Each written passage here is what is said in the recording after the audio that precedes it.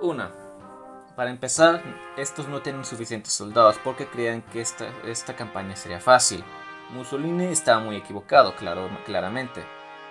Ioannis Metaxas lanzó un gran discurso para decirle a los griegos que debían oponerse fuertemente a los invasores, y a su favor el auge por defender su país trajo una oleada de patriotismo en las personas, quienes lograron estancar el avance de los invasores, y con el general Pagos decidió que era hora de atacar, y el 11 de noviembre entraron en el territorio de Albania. Esto cabe destacar que no se lo esperaban para nada los italianos y tuvieron dificultades para enviar refuerzos a Albania, llevándolos a improvisar unidades, pero fue un caos logístico debido a los puertos pequeños y el más que feo caso de malas carreteras en Albania. Sí, gente, lo que nos quejamos al día de hoy de nuestros países latinoamericanos puede ser una ventaja estratégica contra invasión extranjera. Siempre se puede ver algo bueno en lo malo, pero continuaremos. Los enemigos de los griegos tenían que enviar todo por separado o por vía aérea, que era su mejor opción, y obviamente les llevaba más tiempo y tenían que hacerlo con más pequeño, ¿no? Para que llegara un poco más rápido. Sin mencionar que, como ya habíamos comentado, la fuerza aérea italiana dejaba mucho que desear. Estos no tenían cohesión y sus tropas las enviaban a tapar brechas, pero sin apoyo de artillería o logística para el caso, teniendo muchas pérdidas. Y si no fuera suficiente, Mussolini releva el mando a Visconti Prasca, Sodu y Hugo Caballero, quien también destituyó después al anterior general del Estado Mayor, cada uno a la par de la falta de liderazgo. Muchos los catalogan tal cual incompetentes, aunque tendríamos que ahondar en cada uno para saber sus fallas. Aunque sí seguían las estrategias de Mussolini y les gustaban, pues podemos esperar errores igual de garrafales. Para enero llegaron de forma masiva refuerzos, ya con casi medio millón de soldados, Italia se estabilizó en Albania. Y ya llegando a esta llamada operación de primavera de los alemanes, los griegos ya cansados y con poca fuerza humana dejaron de contraatacar. Habían entrado cerca de 80 kilómetros en el territorio albanés. Sin embargo, el duro invierno afectó gravemente a ambos bandos, ya que estaban en duras condiciones, y el 9 de marzo los italianos desencadenaron la operación de primavera en el sector central del frente, que buscaba tener algún éxito, pero, oh sorpresa, fue otro rotundo fracaso. Quisiéramos dejar el siguiente párrafo de manera textual. La derrota en Grecia, que había costado a los italianos 150.000 bajas, de ellas 38.000 muertos, y a los griegos aproximadamente 70.000, de las cuales 14.000 eran muertos, unida a los desastres en la cuenca del sur del Mediterráneo y en África Occidental, frente a los británicos, acabó abruptamente con los sueños de Mussolini de convertir a Italia en una gran potencia. A partir de entonces quedaría sometida a los dictados de su poderoso aliado, del que dependería para su supervivencia. La guerra paralela había dado paso a la guerra subalterna. Así que prácticamente Alemán le tuvo que decir: o te calmas o te dejo que te maten los aliados, porque estamos juntos en esto y tú claramente no sabes lo que estás haciendo. Tú, Así que tuvieron que doblar las manitas. tú quédate ahí, siéntate en esa esquina y no hagas nada. Ahí quédate, cabrón. No te muevas, esto es por nuestra supervivencia. Y ya llegando a la Alemania, a pesar de los esfuerzos griegos, 25 días después, a principios de mayo, Grecia cae ante la superioridad del armamento de los alemanes del partido innombrable. Luego de la toma de Kalamata, esto sin embargo no significaba que todo fuera bien para los del eje, ya que en Creta se libraba otra batalla, la llaman la más feroz en ese frente. Una de las razones por las que a los del Tercer Reich les interesaba Grecia estaba en el control de Creta, ya que sería una gran plataforma para las incursiones aéreas. También el hecho de quitarse a los británicos era muy deseable. Y como tercera cosa de importancia, y citando un artículo de Muy Historia, era una inmejorable cabeza de puente para lanzarse posteriormente a por el control del canal de Suez y de Chipre. Hablando de lo sucedido en esa isla, ahora sí, fue el escenario de una gran operación aérea de los alemanes durante la guerra, con 8.000 paracaidistas, algo inaudito, quienes obligaron a los británicos a evacuar, y en 10 días ya era de ellos, a un costo muy alto, cabe destacar, tanto así que fue renombrado después como el cementerio de la Fallschirmjäger, nombre en alemán para las unidades de paracaidismo, ya que el ejército germano perdió 6.500 de ellos. Estamos hablando de que perdieron casi el 80%. Sí, o sea, solo sobrevivieron menos del 20%, de hecho, poquito más del 80% fue lo que perdieron. Ya solo sobrevivieron 1500, Ujú. convirtiéndose en la primera gran operación de paracaidistas y la última para ellos. Dicho sea de paso que los cretenses se opusieron fervientemente, con una resistencia organizada a la que, debido a la situación, incluso entraron adultos independientemente que fueran hombres o mujeres civiles, y en desgracia también niños, ya que pues la guerra es así, ¿no? Es horrenda. Ahora, durante la estadía del eje Grecia, era para el 1 de junio de 1941, Grecia estaba bajo el control alemán. El rey Jorge II estaba en Egipto construyendo un gobierno fuera de Grecia, al que los aliados le daban aprobación, aunque la propia Grecia tenía sus dudas sobre él, quien gobernaba junto a Metaxas, y fue el último rey de Grecia, por cierto. Mientras tanto, los del Tercer Reich pusieron a su gobernante, citando un artículo muy de historia, Georgios Solakoglu fue incapaz de evitar la anexión forzosa de amplios territorios de Macedonia, y Tracia y Bulgaria, lo que provocó la indignación de la inmensa mayoría de la ciudadanía griega, golpeada además por una gran hambruna que comenzó a causar verdaderos estragos a finales de 1941. Cabe destacar que los ciudadanos griegos no aceptaban este gobierno impuesto por los invasores, provocando mucha oposición civil, y para el 30 de mayo de 1941, dos valientes y arriesgados estudiantes llamados Apóstolos Santas y Manolis Glesos treparon para quitar la bandera de la Alemania Voldemort, dando pie así a un movimiento con gran apoyo popular en el país, que se marca como el más combativo en Europa en oposición pues a los invasores del eje, ¿no? En este caso, bueno, no encontré un poco más de lo que pasó después de la oposición de Grecia. Sería dejarlo para otro tema porque seguramente es más amplio de cómo lo sacaron, cómo sobrevivieron y cómo se estuvieron oponiendo. Y luego también cabe destacar que también hay que comentar qué pasó ahí, porque si mal no recuerdan, hoy día Grecia y Macedonia son dos países diferentes. Así que también pasó algo ahí que causó que Alemania y que Grecia y Macedonia se separaran. Pero bueno. Yo creo que le pasó tipo Alemania Oriental y Occidental. Tal vez es una parte, tal vez Macedonia quedó a expensas de algunos de los aliados que se quedaron con el control. Ni creas, creo que fue algo por religión. ¿Sí? Ya que se sabe que, por ejemplo, lo que es la Grecia, la que Grecia dio hoy día, ahí son católicos y Macedonia es ortodoxa. Siempre era peleando, o sea, somos lo mismo, pero aún así nos seguimos peleando.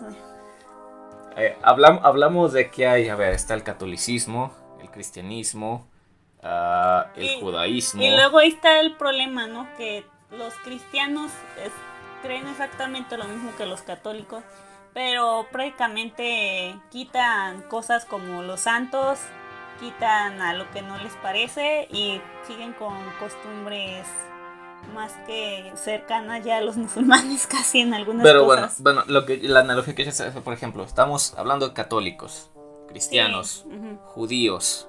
¿Cuántos vamos ahorita? 3. Musulmanes, ya van 4. Ortodoxos, somos 5. Los protestantes. Los protestantes, ya van 6. Hablamos de mínimo 6 religiones. Del mayor número. Del mayor número, porque sin contar todas las sectas y divisiones que hay entre cada una.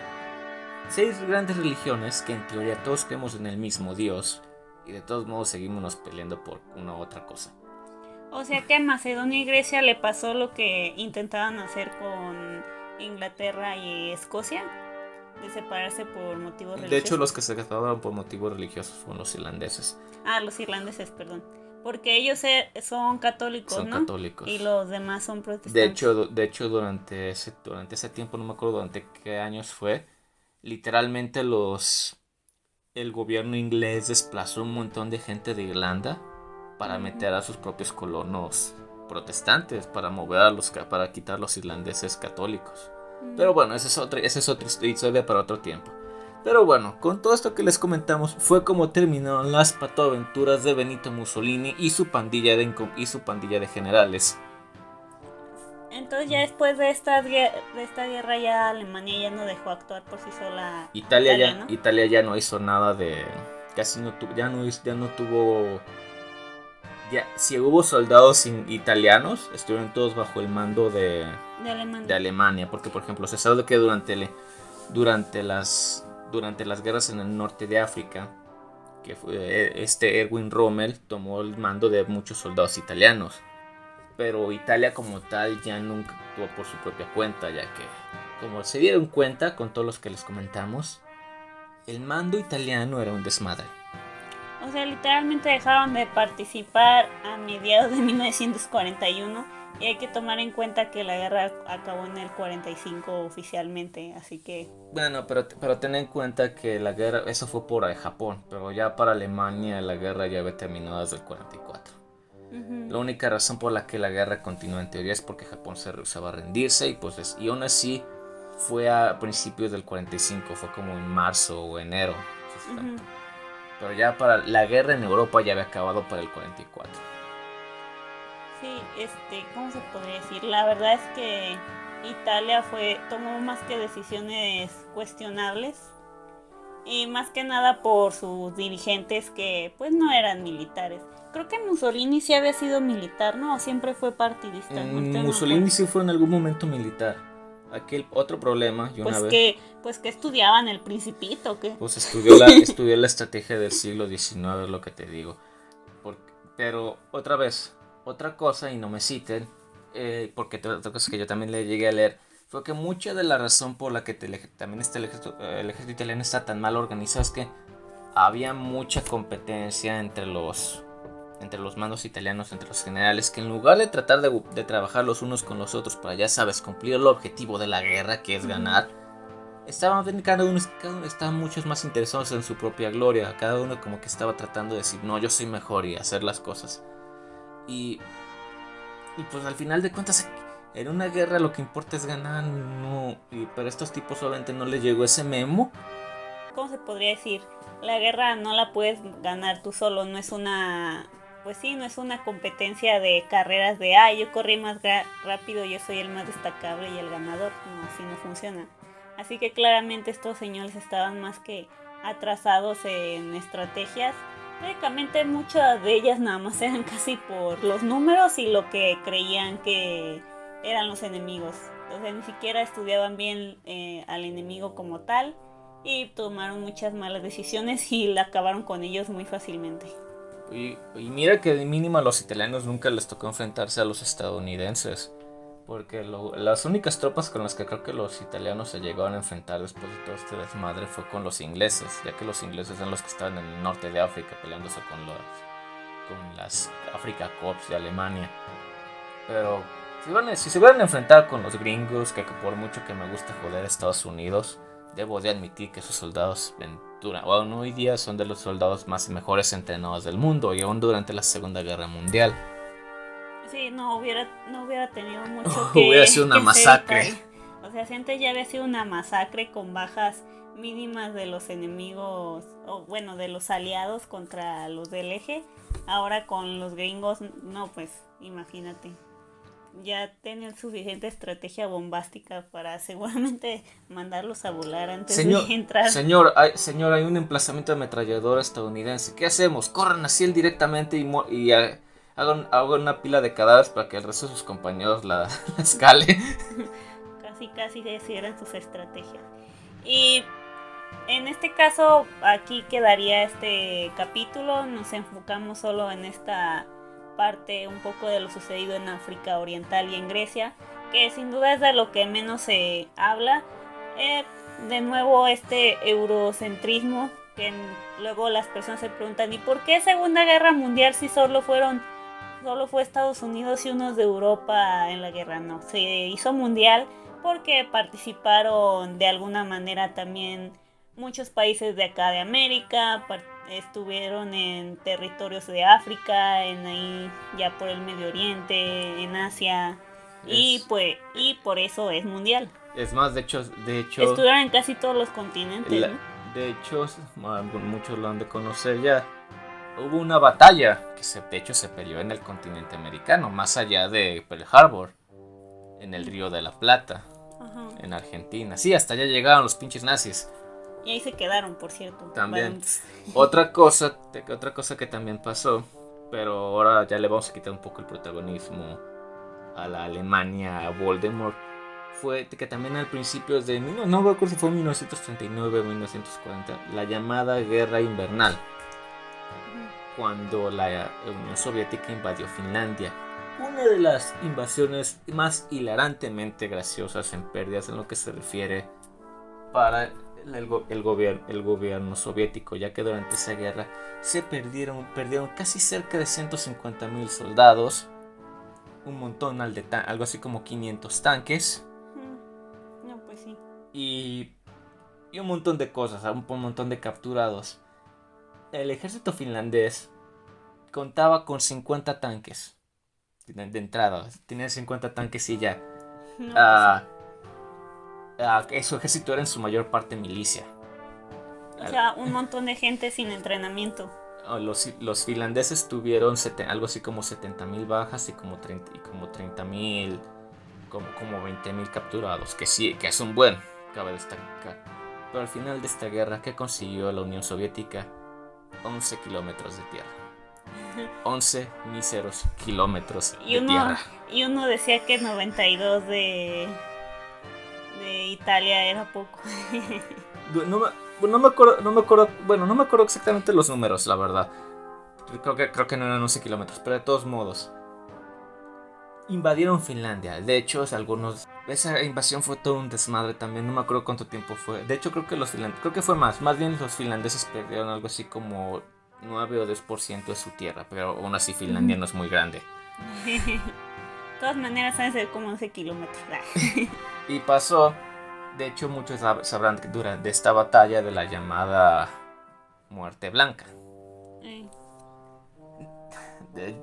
Pero sí, también en algún momento hablaremos de este tema de la guerra del invierno. Ya me lo tengo yo en mi radar. Pero vamos a darle un descanso a la Segunda Guerra Mundial y meternos en otros temas, ya que nos aventamos ya 2 capítulos a filo hablando de la Segunda Guerra Mundial. Yo había pensado en hablar de Catalina la Grande. ¿La zarina? Ajá, la europea. De hecho, sí era alemana, ¿no? Sí. Bueno, era parte de esa zona, no de la Alemania. No me acuerdo si era de descendencia alemana o hasta austriaca, pero sí, pero por ahí. Por ahí era. La cuestión es una zarina que se quedó con el trono y el zar dijo, bueno, ¿me deja seguir pintando en mi cabaña y yo soy feliz? Y casi le cedió el trono porque dijo, ¿sabes qué? Yo no quiero ser zar, si te quieras aventar el cohete, pues tómalo. Yo me quedo como el zar interino, yo no hago nada y tú quédate con todo el cargo. Casi nada más preguntó por su pensión vitalicia y era lo único que le importaba. Cool. Entonces... Digo, yo voy a ser zarina. Cool, ¿me vas a pagar mi pensión? Ok, pero no tengo que cumplir con mis deberes maritales. Pues nomás para tener herederos. Bueno. Así que estaría bien para hablar de ella. Es de las pocas dirigentes que se conoce. Como siempre decimos, la cuestión moral de juzgar estos personajes pues ya queda a criterio de cada uno. Tampoco es que fuera esta señora una santa, pero ningún gobernante en ningún momento ha sido un santo. Y otra, ahorita que ya sé que ya lo dijimos, pero esto no es ningún ataque a la gente de Italia hoy día. No es ningún ataque. Esto nada más es a Mussolini. Es a Mussolini y a sus altos mandos que eran hilarantemente incompetentes, al menos para los ojos de acá de Occidente. Aunque tampoco tengo mucha razón, aunque también teniendo en cuenta con la competencia del ejército mexicano. Pero bueno, esa es otra historia para otro momento. Y bueno, acá en México no hemos ido ahí a invasiones extranjeras como tal. Sí. La guerra contra Estados Unidos en 1800. No, pero yo digo en la época más moderna, digamos, no. Y pues no, siempre ha defendido más que atacado, esa es la verdad. De hecho, técnicamente solo es una. Solo ha sido el Escuadrón 201 el único que ha enviado para ataque. De hecho, si mal no recuerdo, y una vez más, no me citen, en México se mandó tropas de tierra para la Segunda Guerra Mundial. Sí, pero no llegaron a combatir. Desembarcaron en Italia, pero no llegaron a combatir, de hecho se dedicaron. Sí, porque creo que ya se había acabado la guerra cuando llegaron. Ya se había rendido Italia. De hecho, solo llegaron para proveer ayuda humanitaria. Sí, solo llegaron para decir olis y... que ya ganamos los aliados. Qué bien. Y nomás llegaron para prestar ayuda humanitaria y rescate. Eso es irónico porque el ejército mexicano se especializa en rescates. No nos rescatamos a nosotros mismos por ser los demás, mira. De hecho, es otra cosa porque algunos habrán escuchado de los topos. Ajá. Bueno, de hecho no, ellos no son militares, de hecho ellos son voluntarios. Ajá, y son para ayuda humanitaria en desastres naturales. Sí, por eso, y son voluntarios, no son militares. Que se han vuelto famosos ya que han estado en todo el pinche mundo. Y les ha tocado más de un tour estar en Japón. Pobre Japón. Sí, entonces ahí buscaremos otros temas ahí más alejados de la Segunda Guerra Mundial, tal vez algo más de Asia por ahí que podamos hablar, porque casi no hemos hablado de Asia. Sobre todo porque, como siempre, estamos de este lado del mundo, así que uno luego se enfoca más en las cosas sucedidas de este lado, pero hay historia en todos lados.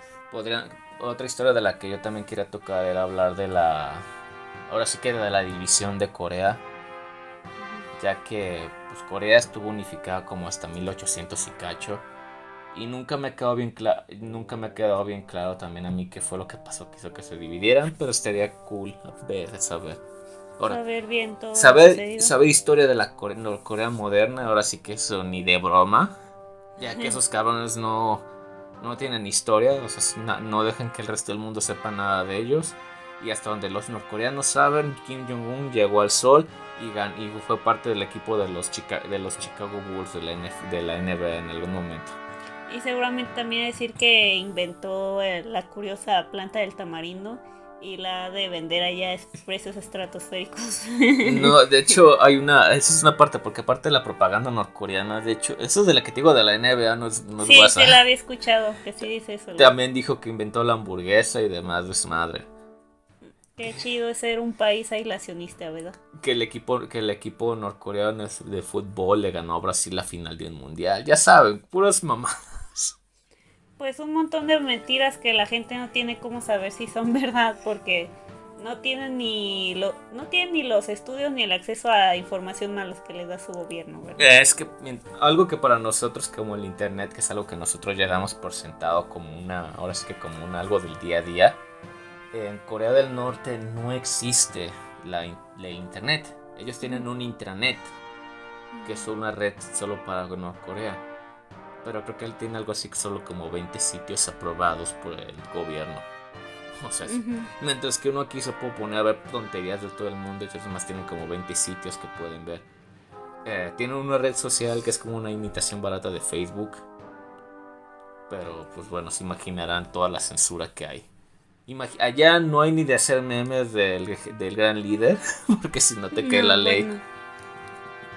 Y bueno, así es como nos sentimos agradecidos de vivir a este lado del mundo, la verdad, con todo lo que podamos quejarnos. Así que nos estaremos escuchando próximamente, que tengan un buen inicio de semana y recuerden, como siempre, apoyarnos con su like, compartiendo, dejando comentarios. Así que hasta la próxima. Adiós.